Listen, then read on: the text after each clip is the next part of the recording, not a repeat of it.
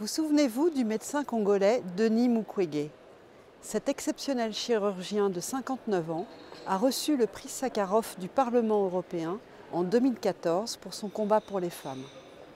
Il fonde en 1998 l'hôpital Panzi au milieu de la guerre civile en République démocratique du Congo.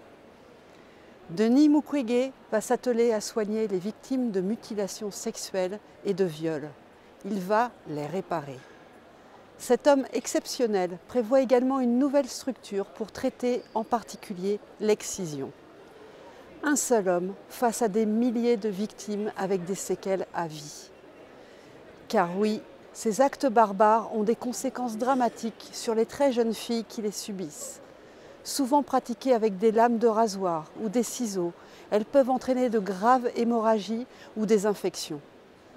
Le Parlement européen a déjà entendu des victimes d'excision détaillant les conséquences sur leur santé et sur leur sexualité. Certaines mutilations ont aussi pour but de réduire le plaisir sexuel de la femme.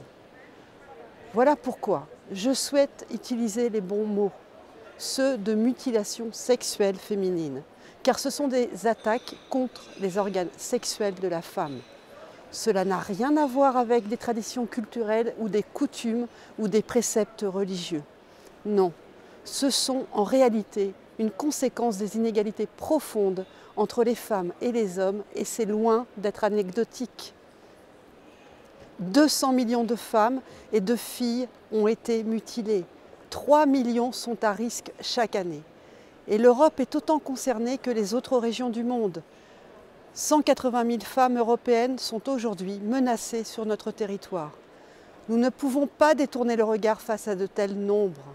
C'est pourquoi le Parlement européen s'est exprimé haut et fort à l'occasion de la Journée internationale pour une tolérance zéro à l'encontre des mutilations sexuelles féminines le 6 février dernier.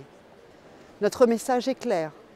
Tout le monde doit prendre ses responsabilités face à une telle barbarie. L'Union européenne, pour commencer, qui doit soutenir un développement durable et social de toutes les régions du monde. Je salue d'ailleurs l'initiative Spotlight, développée par l'Union européenne et l'ONU pour éradiquer les violences à l'égard des femmes dans le monde d'ici 2030. L'Union doit investir 500 millions d'euros dans un large éventail de politiques et je demande à ce que l'accès aux droits sexuels et reproductifs en fasse partie. Mon combat pour le droit à l'avortement rejoint ici celui contre les mutilations sexuelles car il s'agit toujours de la volonté des hommes de contrôler le corps et la sexualité des femmes. Notre réponse doit être globale. Sensibilisation des populations pour faire changer les mentalités, formation des agents sociaux pour prendre en charge les victimes et surtout l'éducation. L'UNICEF a expliqué que la baisse des mutilations sexuelles était proportionnelle au niveau de scolarisation des mères. Mais surtout, il faut punir les responsables pour mettre fin à l'impunité. Toutes les lois doivent reconnaître les mutilations sexuelles comme des violations des droits fondamentaux et les pénaliser. Et c'est tout à fait faisable car l'ensemble des États membres et l'Union européenne elle-même a signé la Convention d'Istanbul. C'est un traité international juridiquement contraignant sur la lutte contre les violences à l'égard des femmes. L'article 38 de cette convention exige que les mutilations sexuelles soient érigées en infraction pénale afin d'être dûment sanctionnées. Sa ratification et donc sa mise en œuvre est une étape fondamentale pour mieux protéger les victimes et traduire davantage les coupables en justice. Je lance un appel à la présidence bulgare du Conseil qui mène en ce moment les négociations pour la ratification de l'Union européenne.